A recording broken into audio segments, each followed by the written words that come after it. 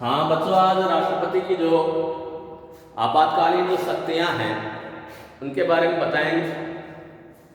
सबसे पहला है अनुच्छेद 352 के तहत अनुच्छेद 360 और अनुच्छेद 356। ये जो तीन आर्टिकल हैं ये भारत के राष्ट्रपति को आपातकालीन शक्तियाँ देते हैं।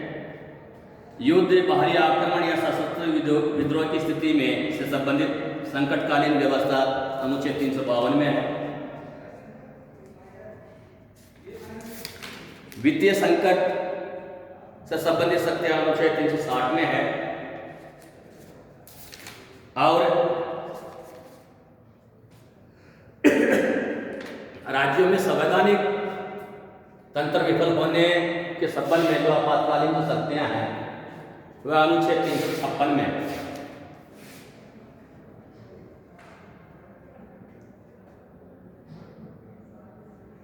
हाँ, पहला है मूल संविधान में के अनुच्छेद 352 में व्यवस्था थी कि यदि राष्ट्रपति को यह अनुभव हो कि युद्ध, बाहरी आक्रमण या आंतरिक अशांति के कारण भारत या उसके किसी भाग की शांति या व्यवस्था नष्ट होने का भय है, तो यथार्थ रूप में इस प्रकार की परिस्थिति उत्पन्न होने पर या इस प्रकार की परिस्थितियां उत्पन्न होने की आशंका होने पर राष्ट्रपति संकटकालीन स्थिति की घोषणा कर सकता था।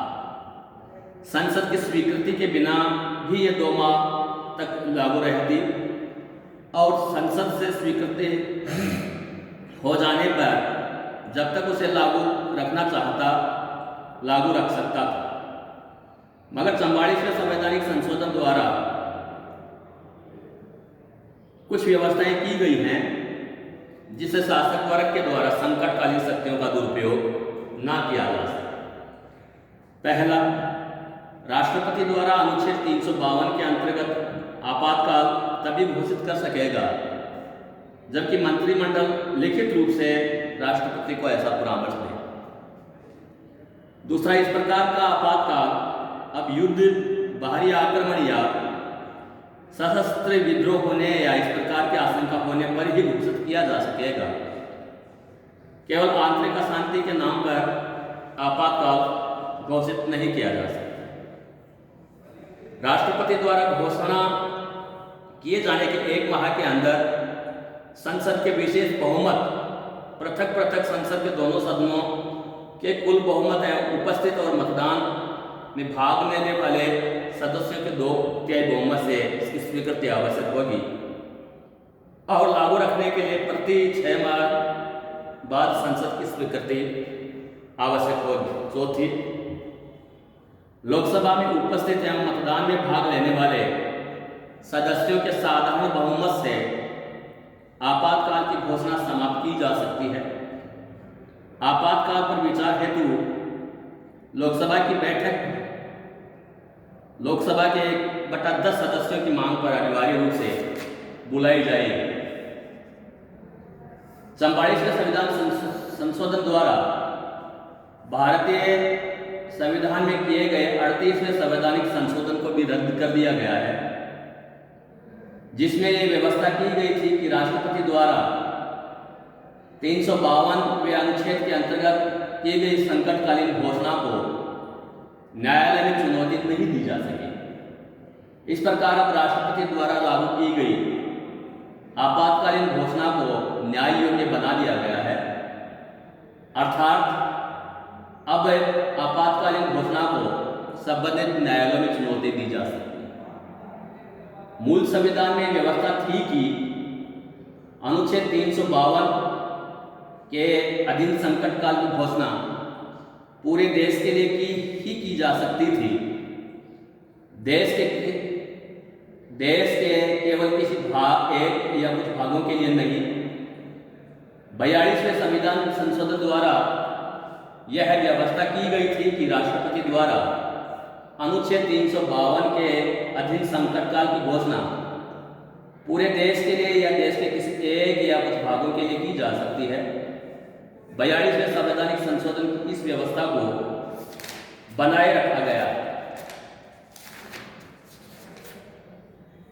अब दूसरी है राज्यों के संवैधानिक तंत्र विफल होने पर जो अनुच्छेद 356 में रखी गई है।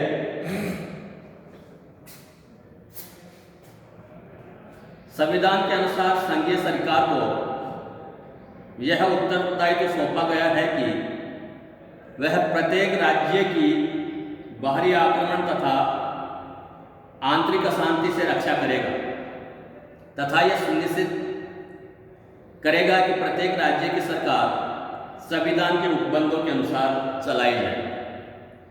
अनुच्छेद 356 के अनुसार अगर राष्ट्रपति को राज्यपाल के प्रतिवेदन पर या अन्य किसी प्रकार से समाधान हो जाए कि ऐसी परिस्थितियां पैदा हो गई हैं कि किसी राज्य का शासन संविधान के उपबंधों के अनुसार नहीं चलाया जा सकता, तो वह संकट काल की घोषणा कर सकता है।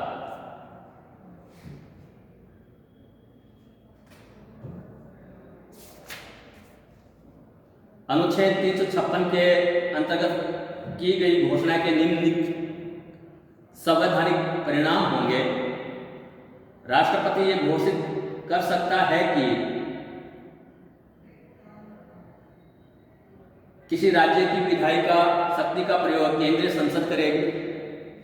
संसद ऐसे व्यवस्थापन की शक्ति राष्ट्रपति को प्रदान कर सकती है अथवा उसको यह अधिकार दे सकती है कि वह यह शक्ति किसी और अधिकारी को प्रदान करे। दूसरा, राष्ट्रपति किसी भी राज्य अधिकारी को कार्यकारिणी शक्तियों का हस्तगत कर सकता है। तीसरा, राष्ट्रपति उद्घोषणा की उद्देश्य की पूर्ति के लिए उच्च न्यायालय की शक्ति को छोड़कर अन्य समस्त शक्ति अपने हाथ में ले सकता है। चौथी, जब लोकसभा की बैठक नहीं हो रही है उस समय राष्ट्रपति राज्य की संचित निधि से व्यय के आदेश दे सकता है। पांचवा, संकट की अवधि में राष्ट्रपति संविधान के अनुच्छेद 19 द्वारा प्रदत्त स्वतंत्रताओं पर रोक लगा सकता है और उसके द्वारा जीवन तथा शारीरिक स्वाधीनता के अतिरिक्त अन्य अधिकारों के संबंध में संवैधानिक उपचारों के अधिकार का भी अंत किया जा सकता है।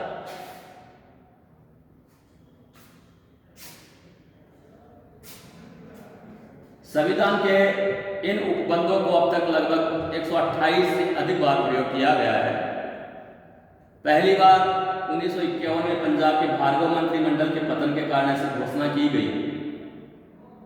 उसके बाद 1952 में पेक्सू राज्य, 1954 में आंध्र प्रदेश, 1956 में ट्रावनकोर, 1959 में केरल, 1961 में उड़ीसा, 1966 में पंजाब, 1967 को राज्यसभा राजस्थान और उसके बाद बंगाल, बिहार, उत्तर प्रदेश, मध्य प्रदेश, हरियाणा, पंजाब, कर्नाटक और गुजरात राज्य में संकट काल की घोषणा की गई।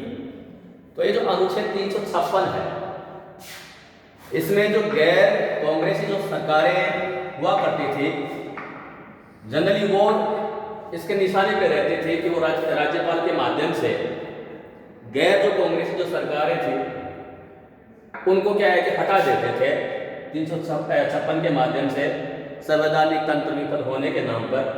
तो गैर कांग्रेसी जो सरकारें थी वो बार बार ये कहते थे कि जो राज्यपाल का एक जो विवादाग्रस्त पद है, राज्यपाल सेंटर के या केंद्र के एजेंट के रूप में काम करता है। तो ये अनुच्छेद 356 की जो शक्ति है राष्ट्रपति की, ये काफ़ी विवादाग्रस्त है और गैर कांग्रेसी जो राज्य हैं वो यही कंप्लेंट करते हैं कि साहब हमें परेशान किया जाता है क्योंकि हम सत्ताधारी दल से रिलेटेड नहीं। तीसरी संकटकालीन शक्ति है वित्तीय संकट। अनुच्छेद 360 के अनुसार यदि राष्ट्रपति को यह विश्वास हो जाए कि ऐसी परिस्थितियां पैदा हो गई हैं जिनसे भारत के वित्तीय स्थायित्व या साख को खतरा है, तो वह वित्तीय संकट की घोषणा कर सकता है। ऐसी घोषणाएं के लिए भी वह वही अवधि निर्धारित है जो प्रथम प्रकार के संकट के लिए निर्धारित है। आर्थिक संकट घोषणा के जो प्रभाव होंगे पहला, संकट की अवधि में राष्ट्रपति को अधिकार होगा कि वह आर्थिक दृष्टिकोण से किसी भी राज्य को आदेश दे सकता है। दूसरा, संघ तथा राज्य सरकारों के अधिकारियों के वेतन में, जिनसे उच्चतम तथा उच्च न्यायालयों के न्यायाधीश भी शामिल होंगे, आवश्यक कमी की जा सकती है। तीसरा, राष्ट्रपति राज्य सरकारों को इस बात के लिए बाध्य कर सकता है कि राज्य के समस्त वित्त विधेयक इसके स्वीकृति के लिए प्रस्तुत किए जाएं। चौथा, संघ की कार्यकारिणी राज्य की कार्यकारिणी को शासन संबंधी आवश्यक आदेश दे सकती है। पांचवा, राष्ट्रपति केंद्र तथा राज्यों में धन संपत्ति बंटवारे के प्रावधान में आवश्यक संशोधन कर सकता है। छठा, संकट की अवधि में राष्ट्रपति संविधान के अनुच्छेद 19 द्वारा प्रदत्त स्वतंत्रताओं पर रोक लगा सकता है और उसके द्वारा संवैधानिक उपचारों के अधिकार का भी अंत किया जा सकता है। देश में आर्थिक संकट लागू करने का अवसर अभी तक नहीं आया है। वित्तीय संकट के प्रावधान के संबंध में कुछ लोगों का कथन है कि वित्त एक बहुत अधिक नाजुक मामला है और इस संबंध में संकट की गई घोषणा विश्वास के वातावरण को जन्म देने के बजाय भय का वातावरण खड़ा कर आर्थिक अस्थायित्व को बढ़ा देगी और साख को भारी आघात पहुंचाएगी। आज इतना ही, कल किसी और टॉपिक के साथ आएंगे।